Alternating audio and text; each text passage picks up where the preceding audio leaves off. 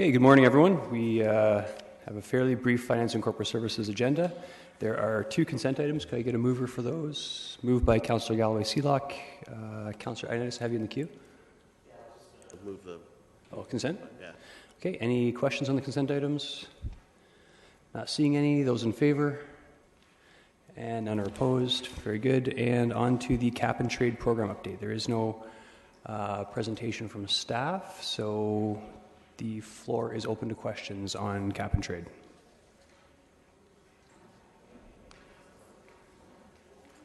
Councillor Gazzola.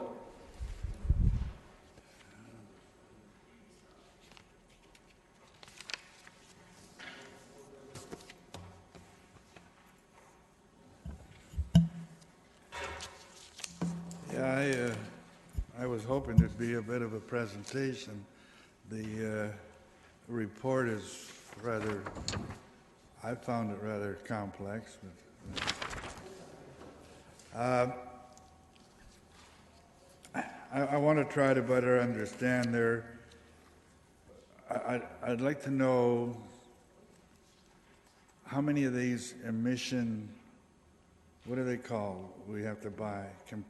Emission compliance instruments. How many do we have to buy? Hello. Good afternoon, committee members.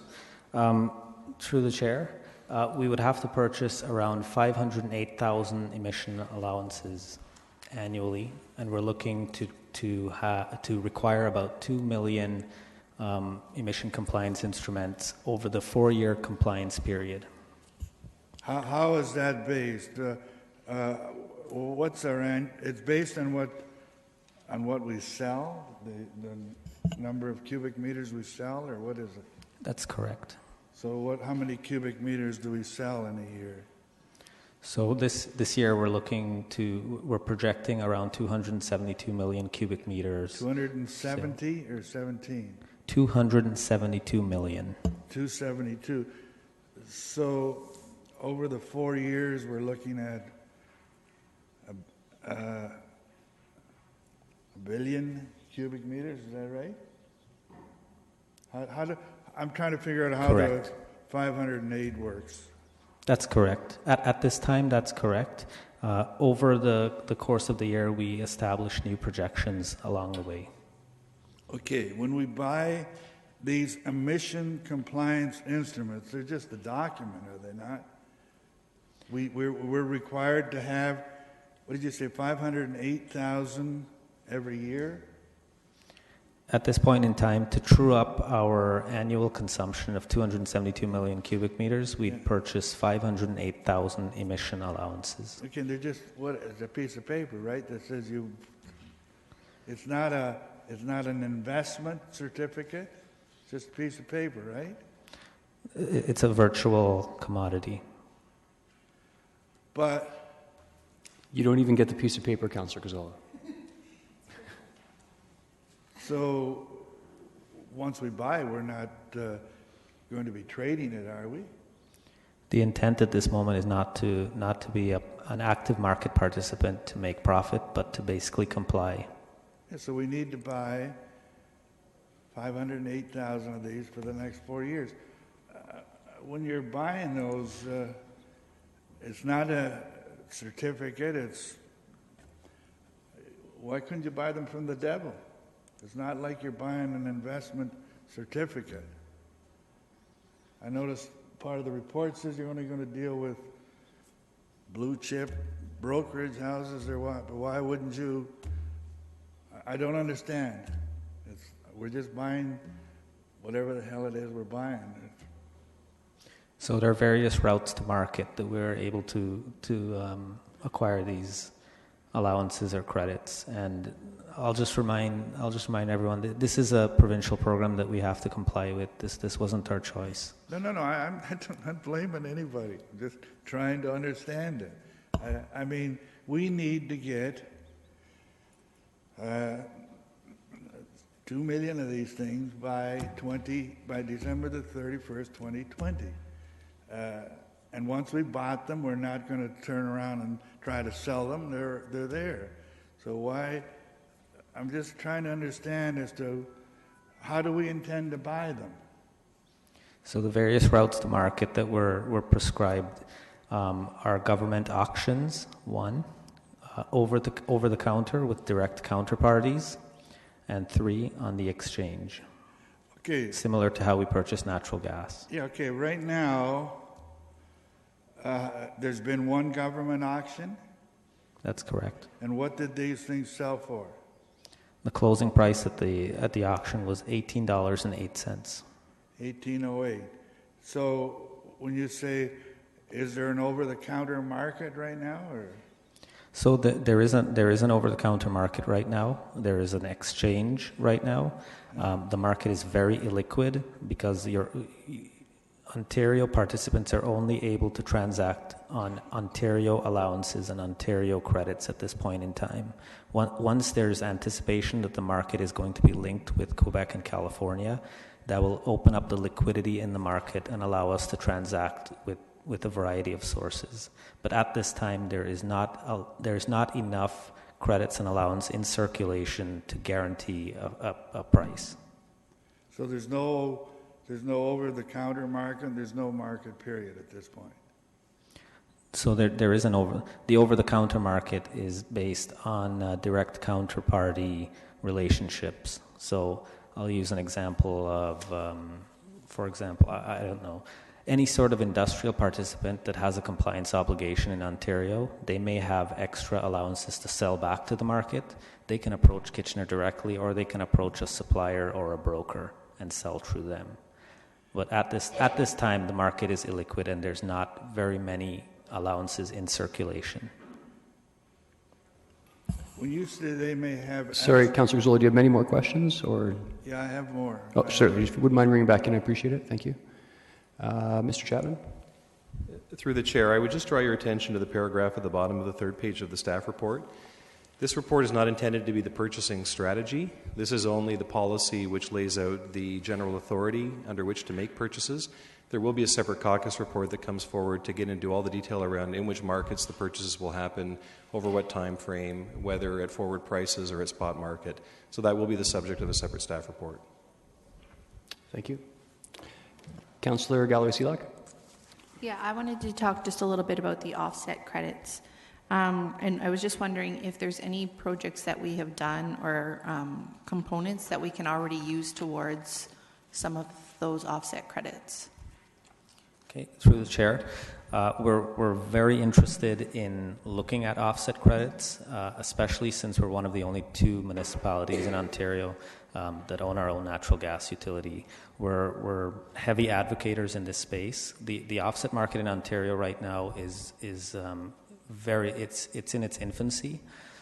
We are looking at utilizing a number of avenues, including our tree planting. We're looking at renewable sources through Kitchener-Wilmot Hydro and other avenues. We actually have meetings set up with the region of Waterloo to discuss if we can leverage their resources from their sewer gas or landfill gas to help us with offset credits. So we are heavily looking at that. Is there anything outside of what the utility actually does that we can use toward offset credits? Like if there's anything reducing greenhouse gas emissions from like our LEED buildings, anything like that we can use towards offset credits, or no? So we're actively looking into that. My understanding at this point in time is that if the project has to substantially reduce fossil fuel use or offset that use, and it has to be proven to the government for it to be qualified as an offset project. Now, before you can get an offset project going, there needs to be protocols developed, and these protocols are currently in development with the province. And Kitchener Utilities is a participant in making sure that those are aligned with our current practices. Right, and I noticed you have some examples, but do you anticipate that this being cost prohibitive to look too far down the line of offset credits? At this point, I can't comment on that because the market is in such infancy. At this point in time, however, it appears that the maximum use of offset credits, which is 8% of our portfolio, would be advised. Okay. Thank you. Thank you. Councillor Ioannidis. Thank you, Chair Davey. One of my questions were answered with regards to the offset credits, because I know we had talked about this at the KW Hydro board meeting and how we can benefit each other and everything else. So that is being looked at. So thank you for clarifying that. I guess the one question that I'm asking is going to be pretty well just an overall general question. So the risk that we're going to be involved here is relatively going to be a conservative approach. Through the chair, that's the approach we're trying to take. Okay. And it's going to be more or less less of a shock, like we're going to balance it out, so it's going to be relatively even. So Kitchener Utilities' approach is always to maintain rate stability and Okay. Not have any rate spikes in the market. So we'd be looking to use that similar approach that we use to manage our gas portfolio, to manage our emission compliance. Okay, I think that's a good approach. Mr. Chair, I'm prepared to move the recommendation when it's appropriate. Thank you. Councillor Fernandez.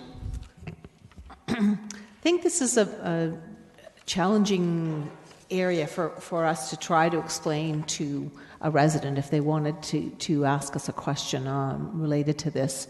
And you talked a lot about liquidity and sort of the ebb and flow of what's happening. We really don't have, my understanding now is the province hasn't put into place the protocols yet for offset.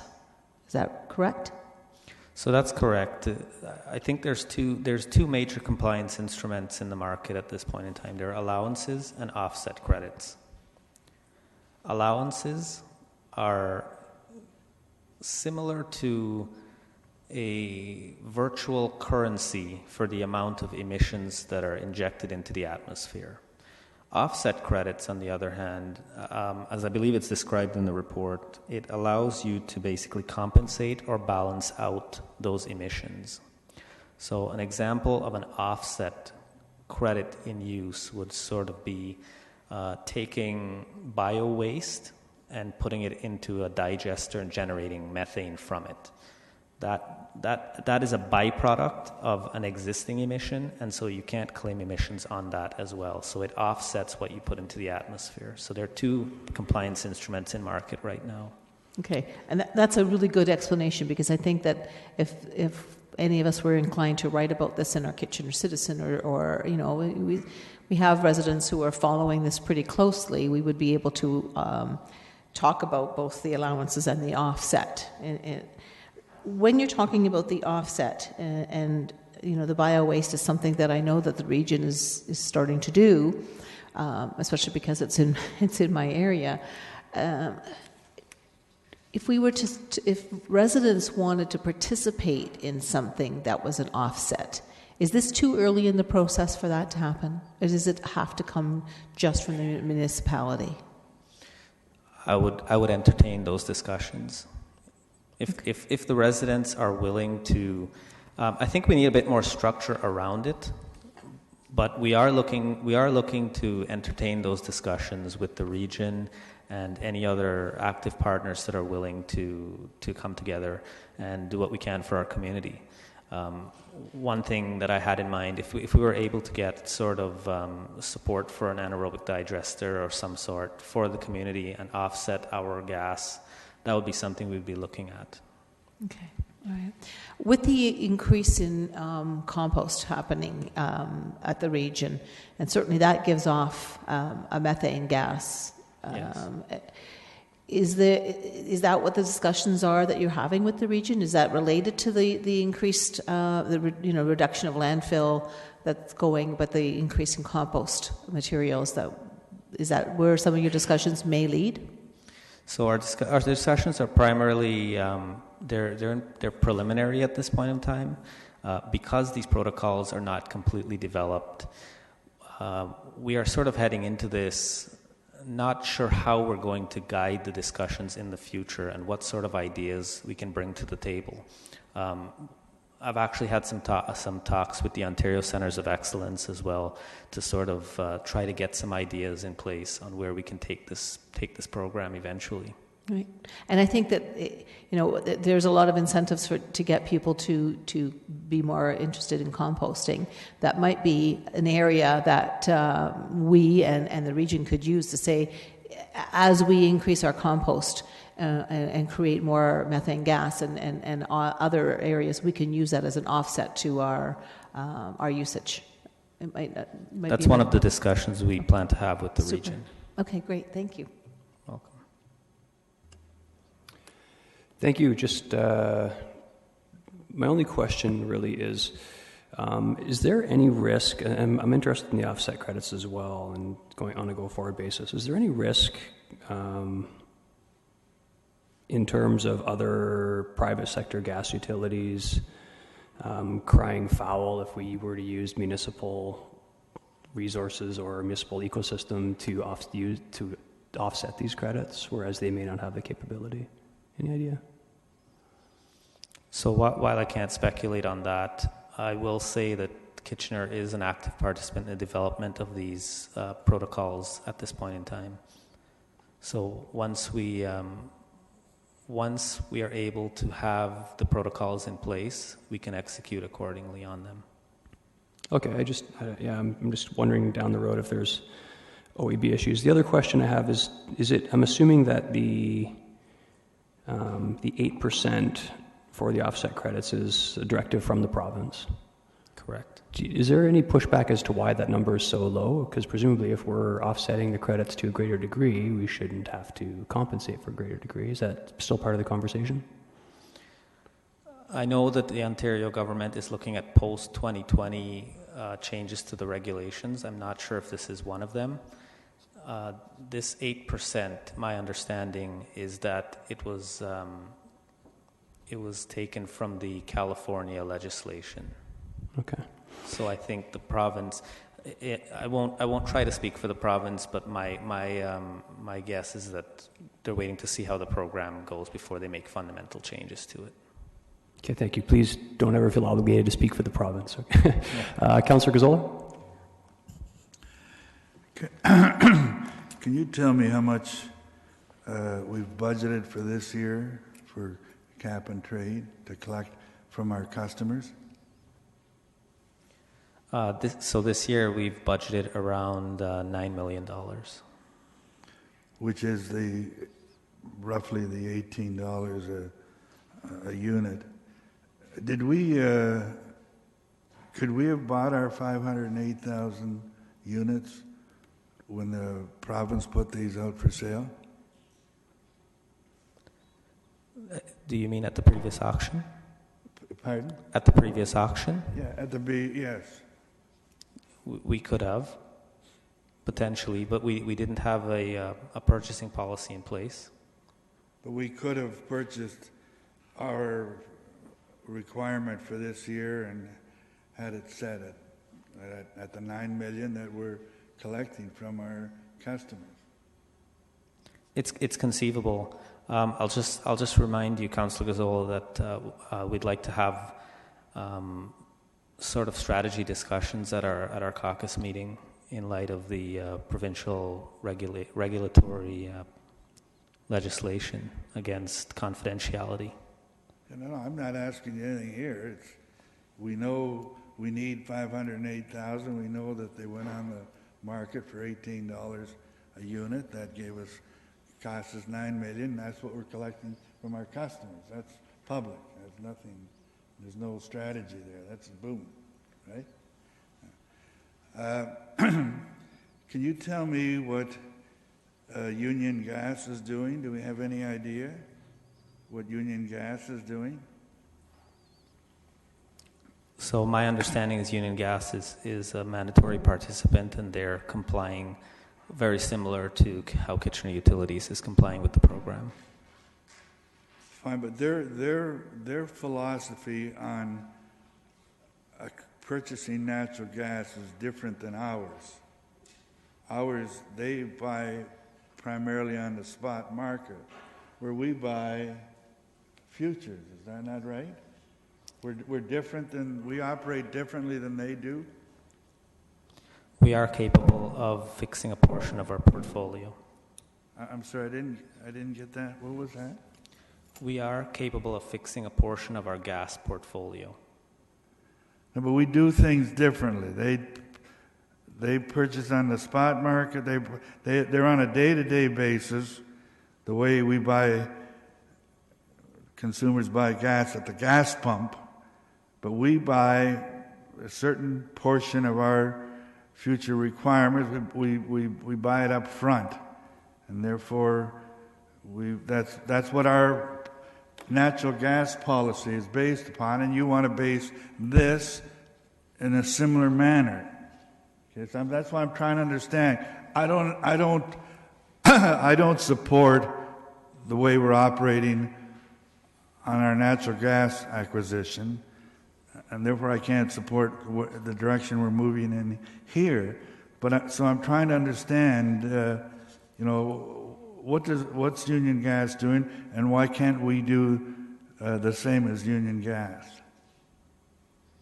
So my understanding is that this program is different than the natural gas supply, and the Ontario Energy Board has provided the option of purchasing future vintages of emission compliance instruments.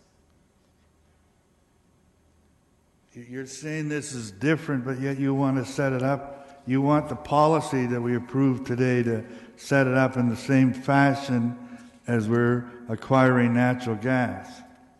So I believe we have a pretty prudent portfolio management practices and risk controls already set up for our natural gas portfolio.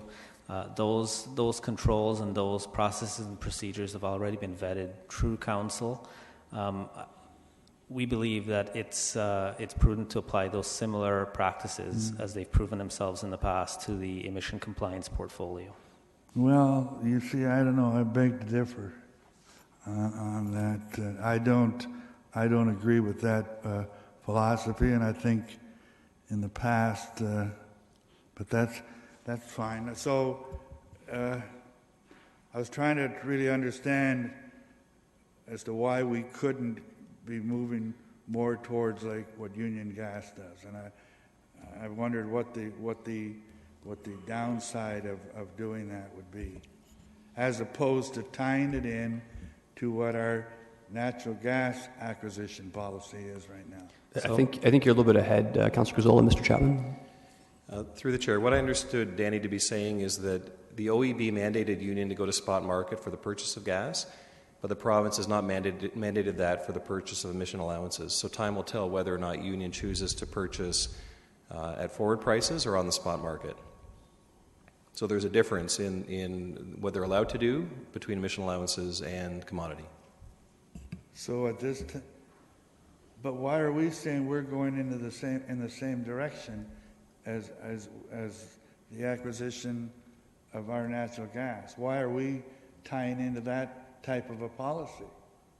Because we believe it's a prudent approach for both, and in keeping with the direction that Council set to have a balance of market responsiveness and price certainty.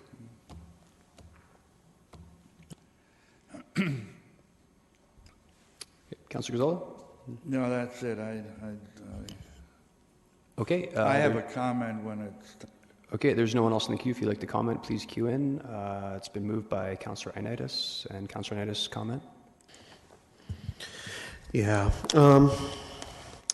I think overall, like, being that the cap and trade program is fairly new and it's rather complicated, I think the approach that staff has taken, being conservative, and I think it's a reasonable approach. And I myself am not into, I don't believe in rolling the dice and trying to figure it out. I think we need to have a policy and set and make sure we do our due diligence. So I definitely support what's being recommended, and it is a conservative approach. Councillor Gazzola, do you want to comment? I'd like to start my comment by pointing out that I'm not being anti-conservative, and I'm not being a risk taker, and I'm not advocating that we roll the dice. Okay? If you call Union Gas as rolling the dice and the way they operate, well, that's, you know, I believe that over the last many years, our approach has been to the point, yes, that, and we've gone in that direction because we did do a survey once, and a few people that responded said they wanted constant prices as opposed to prices changing throughout the year. I don't know how widespread that public engagement was. It wasn't very widespread, and I'm not sure that people responding to it had all the facts. And I think over the years, I think we've paid more, in the last few years, more for, our customers have had to pay more than they have in our neighbors with through Union Gas. And so I'm opposed to that policy. What I was trying to drive at, when this was discussed in council, one of the reasons that I was given that we don't want to go in that direction is that Union Gas has to change their prices, or change their prices 4 times a year, or quarterly, yes, every 3 months, 4 times a year, and we didn't want to go down that direction. I don't see a problem with that. And in this day and age, I thought we should be able to do that very easily. And it would, yes, it would, you couldn't sit down and prepare a 3-year budget for your household, because as you cannot prepare a 3-year budget for your household when you're buying gas at the pump. So I'm not advocating rolling dice. I'm not advocating risk. As a matter of fact, I said if we'd have bought our $508,000 right at the onset, we'd have had our $9.2 million in place that we're already collecting from our customers, so no risk there, it's done. The only thing is, are we hoping that they're going to go down to $16 a unit, or are they going to go up to $22 a unit? So we had it.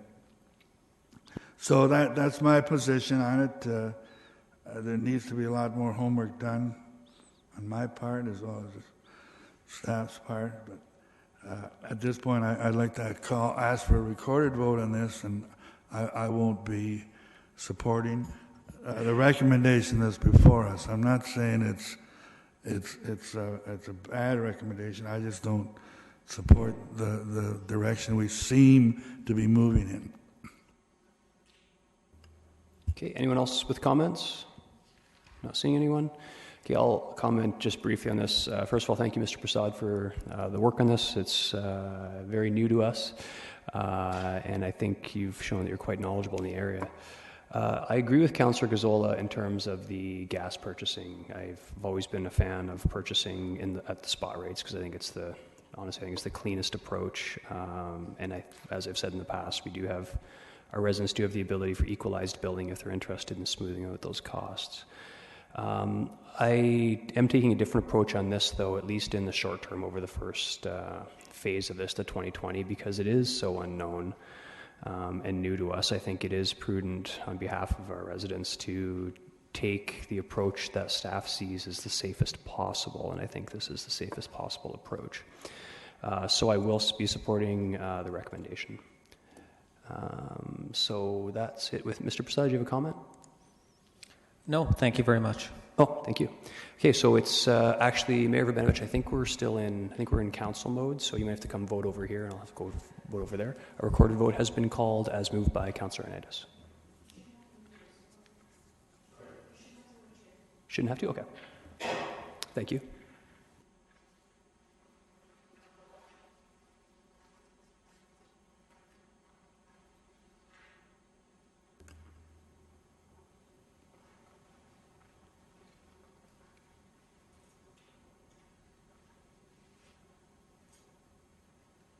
Those in favor?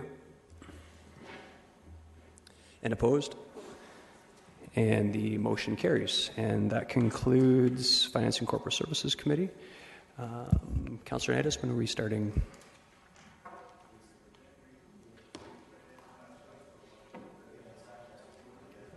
Okay, advertised 1 p.m. We will see everyone then.